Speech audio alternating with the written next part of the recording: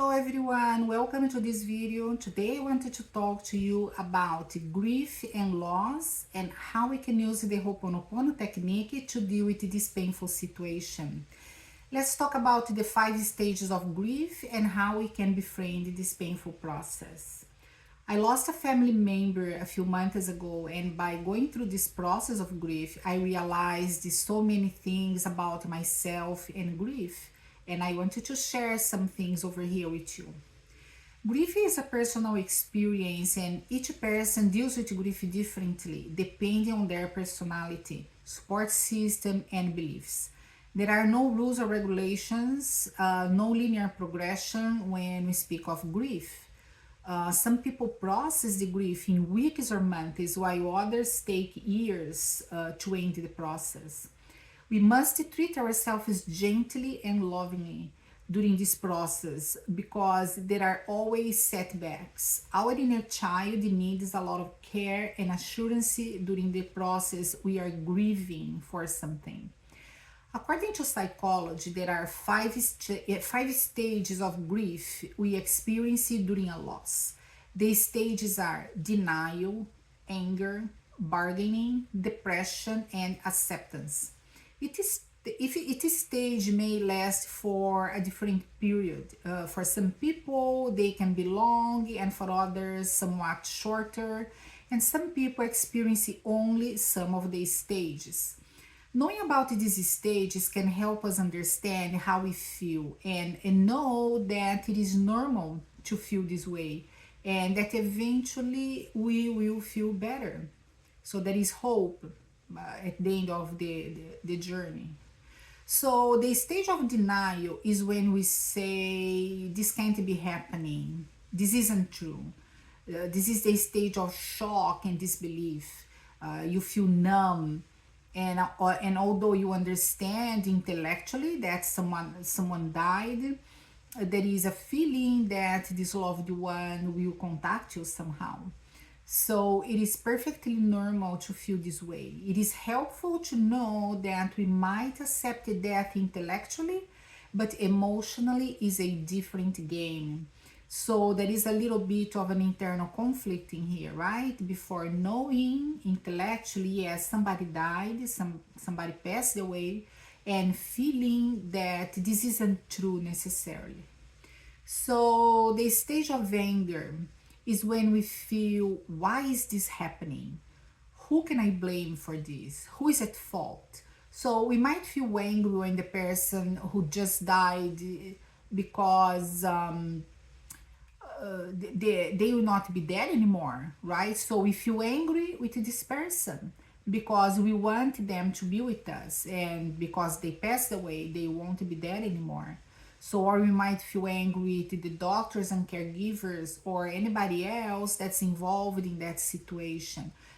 We might feel angry at ourselves because we were not there, we didn't help, or we feel guilty about something. So anger is part of the process. We have the right to feel angry. It's okay to be angry, and eventually it will pass as well. So the stage of bargaining, when we are in the midst of intense pain, it is hard to accept that there is nothing we can do to change that situation. So that's when we start to make deals with ourselves or with God. We start to think about, what if I do this, perhaps the situation is gonna get better, or what if I had done differently, what if this, that, or the other thing, right? So we wanted to go back to change things. That's the stage that the bargaining is about. So the stage of depression, that's a profound sadness and longing that we feel when we lose someone. Depression is painful and can come in waves over months or years.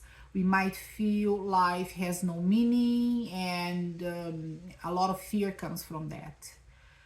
So finally, we have the stage of acceptance. So this is the last stage where finally we can overcome that waves of grief. So eventually we can feel better again.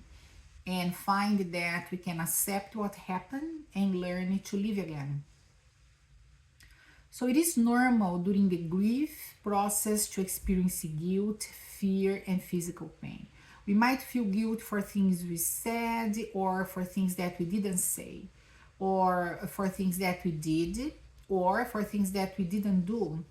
So the fear of living without this person we lost, the fear of our own mortality, and many times physical pain that comes from somatization. So all of this together can be very overwhelming, and we really need to take the time to rest and to take care of that child in us, right? The inner child. So I've learned two lessons during my grieving time. So the first lesson was that when I allowed myself to feel the pain fully, that energy passed through me faster and I got better faster. So to allow the pain means to take the time I need and dedicate this time to grieve my loss, to feel the pain, right? To shut down the television, the music, the distractions, to sit alone and to feel that pain. Just to feel, to cry, to mourn, to sob. That's very important for us, right? So when my cousin passed away, I felt depressed, and my mind took me back to my uncle's house where I spent summer vacation with my cousins. So I allowed myself to remember, to feel that pain, to mourn, and eventually to start to come to peace with this reality that is a new reality now, that one of my cousins is not here anymore, right? Is in another dimension so far. So the second lesson I have learned is that caring for the inner child is a must. It is really important because the inner child is that part of us that holds on to the pain from the past.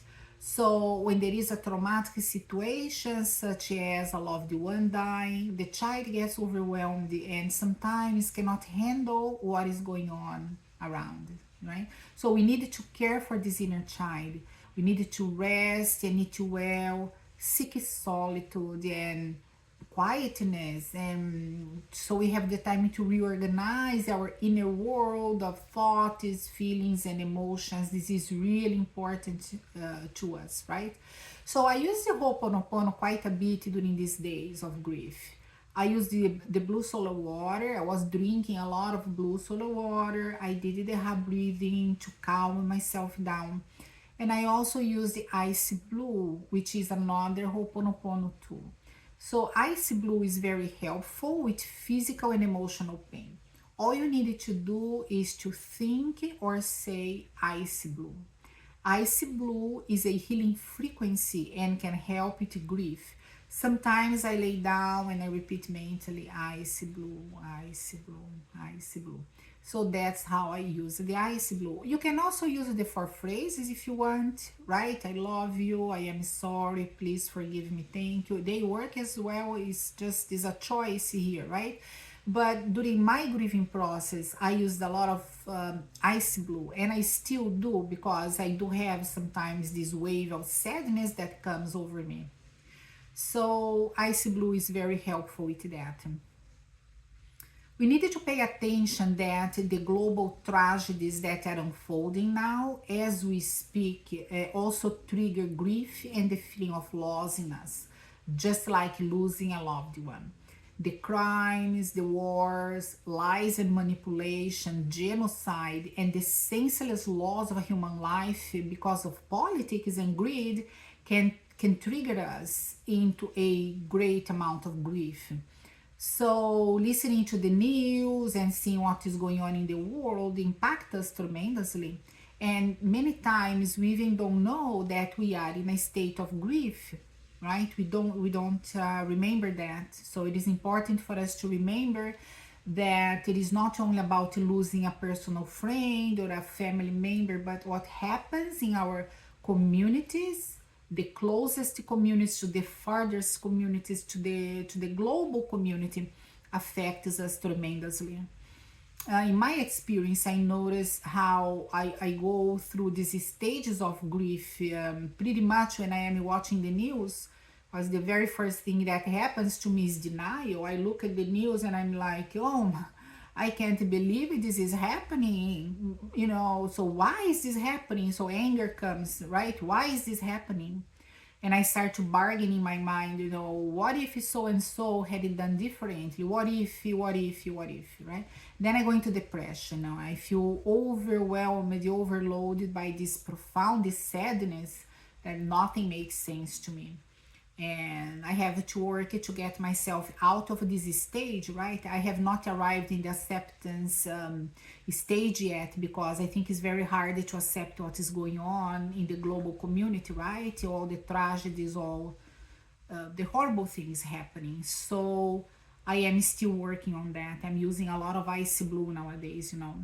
So grief is something very important. So if we lose someone on a personal level, a friend or a family member, we need to befriend the waves of grief that will come and allow ourselves to feel the pain.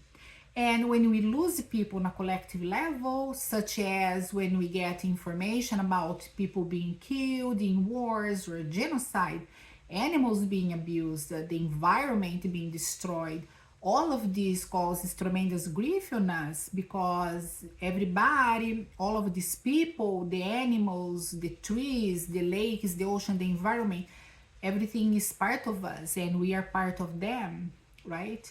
So, if we are aware of the pain and the stages of grief, we can take care of ourselves better.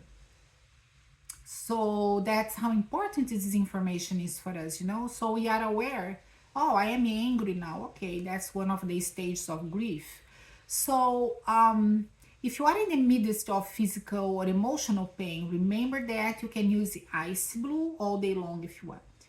Also, sometimes when the pain is too intense, we might need to get professional help, which is absolutely okay and good, right? So, to ask for help shows great strength and wisdom. It is always good to ask for help. You don't have to go through all the pain and the grief alone. Seek for help. Call a friend, call a professional if you need. So I hope this video was helpful to you somehow. You can leave your comment below if you want. And remember to like and subscribe. Thank you for watching. Aloha, and until next video.